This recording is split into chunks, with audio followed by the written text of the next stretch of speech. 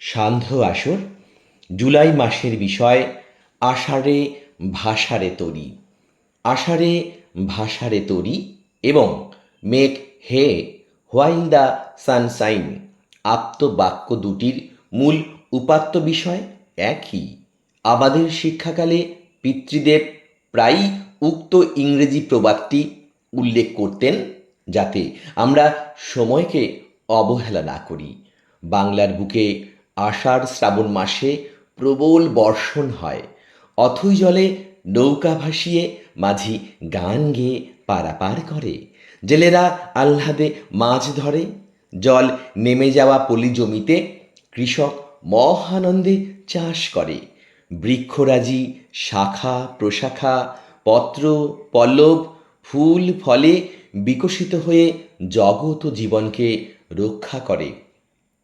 পরিবেশপ্রেমী সচেতন মানুষ সারা বছরের জন্য বর্ষার জলকে কাজে লাগান। সপ্তাহব্যাপী একটানা বৃষ্টিতে ছেলেবেলায় দেখেছি খাল বিল নালা উঠোন একাকার হয়ে সমুদ্র সম, আর গৃহগুলো যেন দ্বীপ। প্রাণনাশ ও ক্ষয়ক্ষতির কোনো হিসেব থাকতো না। বন্যায় অসহায় মানুষদের সহায় দিতে মানবতার স্রোত বয়ে যেত তরুণদের মধ্যে।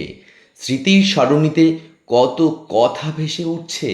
কাগজের নৌকা ভাসানো, মেঘমল্লারে রাগিনীর সুর, বিশ্বকবির কবিতা, নীল নবঘনে আষাঢ় গগনে আবৃত্তি। কিন্তু আমাদেরই কৃতকর্মের জন্য সবই এখন উধাও। আজকের শিশুদের সেই শব্দ তরঙ্গ অনুরণিত হয় না। মেঘ থাকলেও অঝোর ধারা নেই। রেনি সিজনস আছে, রেনি ডে নেই। উন্নয়নের স্রোত আছে, সুস্থ পরিষেবা নেই।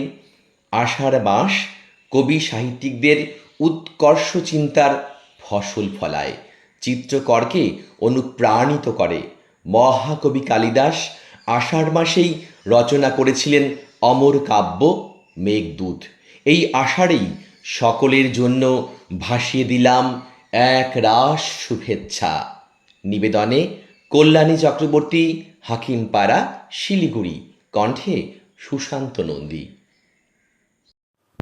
নমস্কার, শুভ সন্ধ্যা। চলতি জুলাই 2025 প্রত্যুষা পরিবারের সান্ধ্য আসরে চিঠি লিখবার বিষয় আষাঢ়ে ভাষারে তরি। উক্ত বিষয়টিকে নিয়ে আমি আমার নিজস্ব চিন্তাধারা এখানে তুলে ধরছি। আষাঢ়ে ভাষারে তরি। বাংলা বছরের তৃতীয় মাস আষাঢ় মাস হল ঘনঘোর অবিরাম বৃষ্টিপাতের মাস।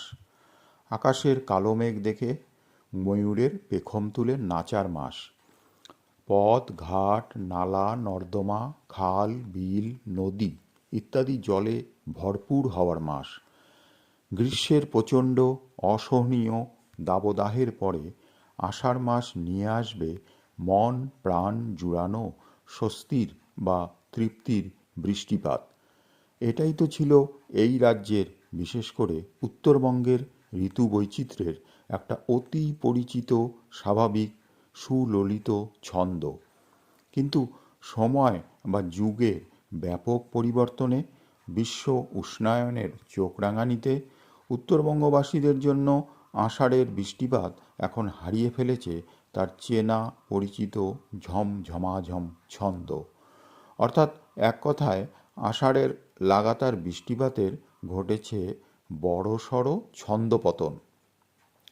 ঠিক যেমনভাবে বর্তমান যান্ত্রিক গতিশীল একবিংশ শতাব্দীতে পৌঁছে সাংসারিক এবং চাকুরি জীবনের কঠিন ও জটিল ঘূর্ণিপাকে পড়ে হাবুডুবু খেতে খেতে আমার মতন পঞ্চাশোর্ধ্ব আধা বুড়ো হারিয়ে ফেলেছি কিশোর বয়সে আষাঢ় মাসে কাগজের তরি বা নৌকা ভাসানোর অনাবিল মজা বা আনন্দ।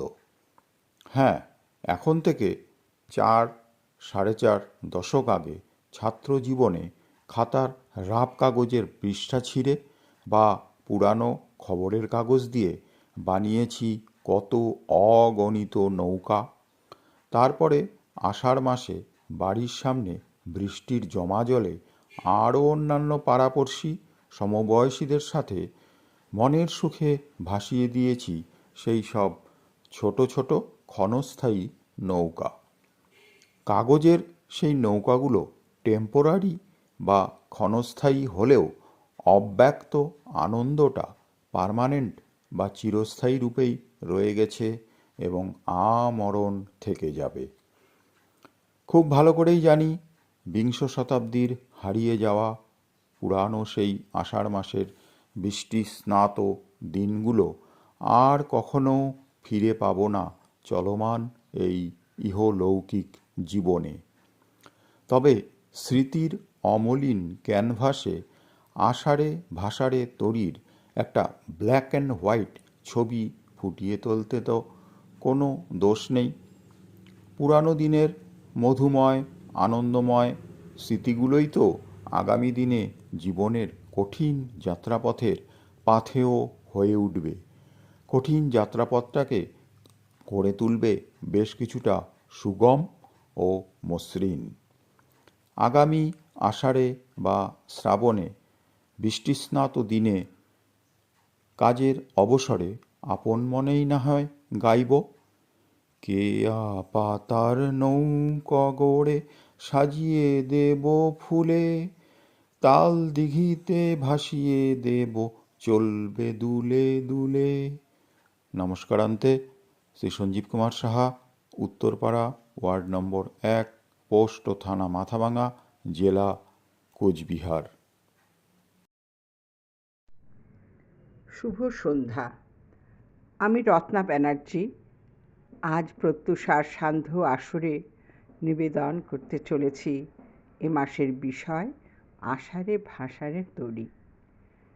গ্রীষ্মের তপনুতাপে তপ্ত ধরণীকে শীতল স্পর্শে শান্তি দিতেই আষাঢ়ের আগমন, আর তার সাথে সাথেই নবীন মেঘের রকমারি বাদ্যের তালে তালে ঘন বর্ষার রিমঝিম রিমঝিম চিত্তগ্রাহী সঙ্গীতের আলোড়ন। আজ গোধূলির কালো জলে ভরা মেঘ আকাশটা দিয়েছে ঢেকে, বাতাসে শনশন আওয়াজ। আমি এই আষাঢ়ের সন্ধ্যায় জানলাটা দিই খুলে। হঠাৎ আসা বৃষ্টিতে ভেজা কপোত কপোতে কার্নিশে বসে আছে বিব্রত হয়ে। ভীত সন্ত্রস্ত গাই বাছুর ছুটে আসে তাদের নিরাপদ গোয়াল ঘরের দিকে। মুহূর্তে গাছের পাতাগুলো জলের স্পর্শে হয়ে ওঠে প্রাণবন্ত। বৃষ্টির ধারায় তারা মনের সুখে দুলতে থাকে। আমিও প্রেমে আসক্ত উন্মুক্ত মনে গান গেয়ে উঠি, আজ গধূলি গগনে এই বাদল গগনে তার চরণ ধরে আমি হৃদয়ে গুনি। মন আর থাকে না জানলায় আবদ্ধ, ছুটে যাই সবুজ ঘাসে ঢাকা আঙিনায়। বর্ষা এসে গেছে আমাদের আঙিনায়, নেচে নেচে ঘুরে বেড়াচ্ছে রিনি ঝিনি নুপুর বাজিয়ে ছাদ থেকে বারান্দায়, বারান্দা থেকে উঠুন, তারপরে টগর বেলির কাননে। শ্যামল সজল ঘন নীল আকাশে কালো মেঘ এদিক ওদিক ছুটে বেড়াচ্ছে। নবযৌবনা বর্ষার স্পর্শে তপনের তাপ ম্লান হয়ে নেমে এসেছে তৃষ্ণার শান্তি সুন্দর কান্তি রূপে। কান পাতলেই শুনতে পাই রিমঝিম গানের সাথে গুরু গুরু ঘন মেঘের গর্জন। আমাদের প্রকৃতিপ্রেমিক কবি যেন আমাদের আশেপাশে মনের আনন্দে গেয়ে চলেছেন নিখিল চিত্ত হরষা, ঘন গৌরবে আসিছে মত্ত বরষা। কদম্ব, শাল, অর্জুন, তমাল, বকুল বনে লেগেছে দোলা। জলপূর্ণ মেঘের স্পর্শে চিত্ত হয়ে উঠছে উতলা।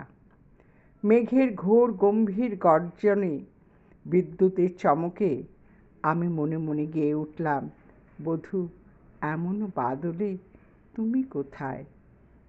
সেই বর্ষণ মুখরিত সাঁঝবেলায় দ্বীপের ক্ষীণ আলোয় মুগ্ধ হয়ে দাঁড়িয়েছিলাম কদম গাছের তলে। আকাশ আকুল করা বৃষ্টিধারায় স্নাত কদম বৃক্ষ, স্নাত আমি। বাদলধারা পল্লবিত নিপবিথি থেকে ঝরে পড়ে কেশগুচ্ছে, কেশগুচ্ছ থেকে ললাট, ললাট থেকে আঁখিপাতে, তারপরে গড়িয়ে গড়িয়ে পড়তে থাকে কপোলে। রবি কবি এলেন আমার মন জুড়ে, মুগ্ধ আমি। বলি তাকে, কবি তোমাকে চাই এই বৃষ্টি ভেজা সাঁঝের বেলায়, তোমাকে চাই ওই কালো মেঘে ঢেকে যাওয়া আকাশে, তোমাকে চাই বকুল ফুলের গন্ধে মেশা বাতাসে, তোমাকে চাই গানে কাব্যে বন্ধুরূপে, প্রজন্মের পর প্রজন্মে যাকে বলতে পারি বন্ধু রহ রহ সাথে। হঠাৎ দেখি গান গেয়ে তরিবে কে আসে পারে, দেখে যেন মনে হয় চিনি তাহারে। দিলাম আমি হাতটা বাড়িয়ে, বললাম তারে কানে কানে, সম্মুখে শান্তি পাড়াবার ভাষাও তরণী হে কর্ণধার। নমস্কার। আজ এখানেই সবাইকে আমার আন্তরিক শুভেচ্ছা জানিয়ে আমার নিবেদন শেষ করছি।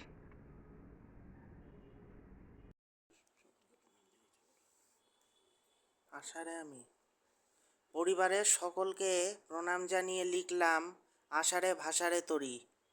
আষাঢ়ে আমি আমি আমি তৎসচ্চাকি। আষাঢ় শ্রাবণ 2 মাস বর্ষাকাল, আর ওই ভাষায় কালো মেঘ থেকে ঝরে ঝরে পড়ে জলের ধারা। ওই জলে ভরে যায় নদী নালা, কখনো বাড়িঘর আর সব রাস্তা। আমার আনন্দের সীমা নেই, সকলের চোখের আড়ালে নেমে পড়ি ওই জলে। পা ডুবিয়ে ভালো লাগে না, আবার নেমে পড়ি গভীর পাকা ড্রেনের মধ্যে। আমার সে কি মজা, লাফাই জোরে জোরে, লাফাতে থাকি। সামনের বাড়ির পিসির চিৎকার, গেল গেল হায় হায়, পা কেটে 2 ভাগ হবে। বাড়ির সবাই তেড়ে আসে, আমি আরও দূরে চলে যাই। দাদি তো ভিজেই আমাকে ধরে আনে, আবার যেখানে কুয়ো সেখানে আমি গলা বুক ঝুঁকে তাকিয়ে থাকি। কোথাও কোনো জল দেখলেই নেমে পড়ি জুতো জামা পরে। এরপরে বৃষ্টি হলেই দাদি কাগজের নৌকা বানিয়ে বলেন, যাও চলে ছেড়ে দাও দেখবে,